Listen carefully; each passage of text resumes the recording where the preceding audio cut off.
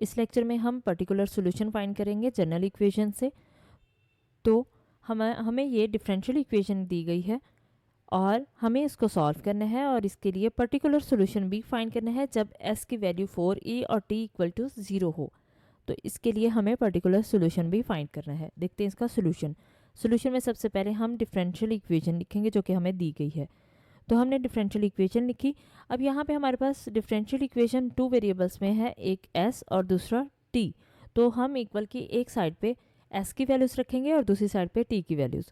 तो हम सेपरेट कर देंगे वेरिएबल्स को। यहाँ पे देखें +2st आ रहा है, ये दूसरी साइड पे जाएगा तो -2st हो जाएगा और s इस साइड पे आएगा। अब यहाँ पे देखें कि ये मल्टीप्लाई में है, जब दूसरी साइड पे आएगा तो डिनोमिनेटर में आ जाएगा और t इधर dt इधर मल्टीप्लाई डिवाइड में आ रहा है, जब दूसरी साइड पे जाएगा तो मल्टीप्लाई हो जाएगा।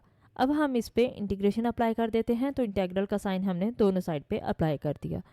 हमें पता है कि 1/s है, इसकी इंटीग्रेशन क्या होगी log x, और यहाँ पे t की इंटीग्रेशन क्या होगी, यहाँ पे पावर 1 होगी t की और इसके पावर में एक प्लस कर देंगे, उसी से डिवाइड कर देंगे, यानी 1 + 1 कितना हो जाएगा 2 और 2 से ही हम डिवाइड कर देंगे। और साथ क्योंकि ये फंक्शन log में आ रहा है तो इसलिए हम कांस्टेंट के साथ भी log लगा देंगे, और ना भी लगाएं तो फ़र्क नहीं पड़ता। कांस्टेंट हमें पता नहीं होता कि कौन सा कांस्टेंट है, इसलिए हम इसको इजीली सॉल्व करने के लिए log लगा देंगे साथ। तो ये 2 से 2 कैंसिल हो जाएगा। अब हम अगर इस पे e अप्लाई करें दोनों साइड पे तो क्या आएगा, यहाँ पे दोनों साइड पे वैल्यूज़ के साथ e आ जाएगा। तो ये देखिए कि -t² प्लस log c के साथ भी e आ गया और log s के साथ भी e आ गया। अब ये log और e कैंसिल हो जाएगा, क्या बचेगा s, और e की पावर यहाँ पे क्योंकि प्लस हो रही है तो हम इसको डॉट में लिख सकते हैं।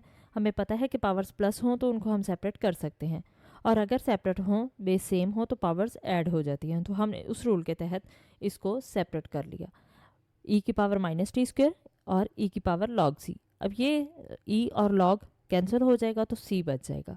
तो ये हमारे पास इसका सॉल्यूशन आ गया। अब हम पर्टिकुलर सॉल्यूशन के लिए ये जो गिवन वैल्यूज़ हैं क्वेश्चन में इनको पुट करेंगे। तो इसको हमने इक्वेशन 1 का नाम दे दिया और वैल्यूज़ हम पुट करेंगे s = 4e हमें जो दी गई है और t = 1 इक्वेशन 1 में, t = 0 इक्वेशन 1 में। तो यहाँ पे देखें हमारे पास s की जगह 4e आ गया और c उसी तरह से आ गया, e की पावर t² था -t² था तो 0 का स्क्वायर 0 हो जाएगा, इसलिए e की पावर 0 हो जाएगी। और किसी भी नंबर की पावर 0 हो तो वो 1 होती है और c 1 से मल्टीप्लाई होगा तो c आ जाएगा। इसका मतलब c = हमारे पास क्या आ गया 4e। अब ये c की वैल्यू हम इक्वेशन 1 में पुट कर देंगे। तो c की जगह क्या आ गया 4e और -t², e की पावर -t² उसी तरह से आ गया। तो s = 4e e की पावर -t² हमारे पास इसका पर्टिकुलर सॉल्यूशन आ जाएगा।